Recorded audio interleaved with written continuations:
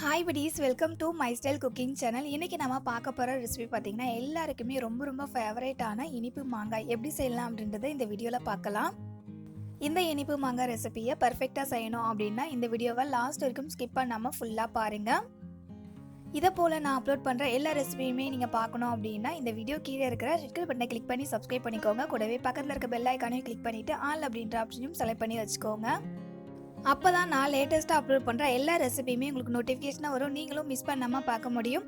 இனிப்பு மாங்காவை பார்க்கும்போது எவ்வளோ எம்மியாக இருக்குல்ல, அதோட டேஸ்ட்டுமே செம்ம சூப்பராக இருக்கும். இப்போ வாங்க வீடியோக்குள்ளே போயிட்டு இந்த ரெசிபியை எப்படி செய்யலாம் அப்படின்றத பார்க்கலாம். இனிப்பு மாங்காய் செய்கிறதுக்காக 1 கிலோ அளவுக்கு ஒட்டு மாங்காய் எடுத்திருக்கேன். இதுக்கு நீங்கள் ஒட்டு மாங்காய் தான் யூஸ் பண்ணணும் அப்படின்றதெல்லாம் இல்லை. குண்டு மாங்காய் இருந்துச்சு அப்படின்னா அது கூட யூஸ் பண்ணிக்கலாம். மாங்காய் மேலே இருக்கிற தோலை ஃபுல்லாக நம்ம சீவி எடுத்துடலாம். இந்த தோல் நமக்கு தேவையில்லை. இனிப்பு மாங்காய் செய்யும் போது நம்ம தோலை சேர்த்து செய்யக்கூடாது. மாங்காவுடைய தோல் எல்லாத்தையுமே சீவி எடுத்துக்கிட்டாச்சு. இப்போ இந்த மாங்காவை நீல வாக்கில் சின்ன சின்ன பீசஸாக கட் பண்ணி எடுத்துக்கோங்க. நான் கட் பண்ணி எடுத்ததுக்கு அப்புறமா காமிக்கிறேன். இந்த மாதிரி மாங்காய் நீல வாக்கில் கட் பண்ணிக்கோங்க. மாங்காவுடைய சைஸ் பெருசாக இருந்துச்சு அப்படின்றதால நான் நீல வாக்கில் கட் பண்ணிவிட்டு அதை ரெண்டாக கட் பண்ணி எடுத்துருக்கேன். உங்களுக்கு நீட்டாக இருந்தால் பிடிக்கும் அப்படின்னா நீங்கள் மாங்காவை நீல வாக்கிலே கட் பண்ணி எடுத்துக்கலாம். இந்த மாங்காய் அப்படியே இருக்கட்டும். அடுத்தது இந்த மாங்காவை வேக வைக்கிறதுக்காக ஒரு கடாயில் தண்ணி எடுத்துக்கோங்க. இது 1/2 லிட்டர் அளவுக்கு தண்ணி எடுத்துருக்கேன். இப்போ இந்த தண்ணியில் நம்ம கட் பண்ணி வச்சுருக்கோம்ல மாங்காய் பீசஸ், அதை இது கூட சேர்த்துக்கலாம். மாங்காய் வேக வைக்கிறதுக்கு தண்ணியோட அளவுலாம் நமக்கு தேவையில்லை. ஏன்னா மாங்காய் சீக்கிரமாகவே வெந்து வந்துடும். அதனால் மாங்காவை சேர்த்துட்டு அது முங்குற அளவுக்கு மட்டும் தண்ணி சேர்த்துக்கோங்க, கரெக்டாக இருக்கும். இந்த மாங்காவை இப்போ நம்ம வேக வச்சுக்கலாம். இதை ஃபுல்லாக வேக வச்சிடக்கூடாது. 1/4 வாசி அளவுக்கு வெந்து வரணும். மாங்காய் 1/4 வாசி அளவுக்கு வெந்து வந்துடுச்சு. இப்போ இது எந்த அளவுக்கு வெந்து இருக்கணும் அப்படின்றத நான் காமிக்கிறேன் பாருங்கள். இந்த மாதிரி கரண்டியில் ஒரு மாங்காவை எடுத்துகிட்டு கத்தியோ அப்படிலாம் ஸ்பூனோ வச்சு நம்ம உள்ளே விட்டு பார்த்தோம் அப்படின்னா நல்லா சாஃப்டாக உள்ளே இறங்கணும். அந்த அளவுக்கு மாங்காய் வேக வச்சுக்கோங்க. மாங்காய் நல்லா சாஃப்டாக வெந்து வந்துடுச்சு. இப்போ ஸ்டவ்வை ஆஃப் பண்ணிவிட்டு இந்த மாங்காய் நம்ம ஒரு பவுலுக்கு மாற்றிக்கலாம். வேக வச்சு எடுத்துருக்க மாங்காவில் சர்க்கரை சேர்த்துக்கலாம். சர்க்கரையோட அளவு பார்த்திங்கன்னா 700 கிராம் அளவுக்கு சேர்த்துக்கோங்க. ஸ்வீட் டேஸ்ட் கரெக்டாக இருக்கும். நான் எடுத்துக்கிற சர்க்கரை பார்த்திங்கன்னா நல்லா சின்னதாக இருக்குது அப்படின்றதால நான் அப்படியே மாங்காய் கூட சேர்த்துருக்கேன். நீங்கள் எடுத்துக்கிற சர்க்கரை பெருசாக இருந்துச்சு அப்படின்னா மிக்ஸி கப்பில் சேர்த்துக்கிட்டு பவுடர் பண்ணி சேர்த்துக்கோங்க. மாங்காவையும் சர்க்கரையும் சேர்த்து 1 மணி நேரத்துக்கு நம்ம மூடி போட்டு ஊற விட்டுடலாம். இது அப்படியே ஊறிட்டு இருக்கட்டும். 1 மணி நேரம் ஆனதுக்கப்புறமா நம்ம ஓப்பன் பண்ணி பார்ப்போம். 1 மணி நேரம் ஆனதுக்கப்புறம் பார்த்தீங்கன்னா சர்க்கரை இந்த அளவுக்கு நல்லா கரைஞ்சி வந்திருக்கும். இந்த சர்க்கரையோட டேஸ்ட்டுமே மாங்காவில் நல்லா ஊறி வந்திருக்கும். பாருங்கள் எவ்வளோ நல்லா இருக்குல்ல இப்போவே பார்க்குறதுக்கு. அடுத்தது ஸ்டவ் ஆன் பண்ணிவிட்டு ஒரு கடாய் வச்சுக்கோங்க. அதில் நம்ம ஊற வச்சுருந்த சர்க்கரை அதுக்கப்புறம் மாங்காய் இது ரெண்டுத்தையுமே அந்த கடாயில் சேர்த்துக்கோங்க.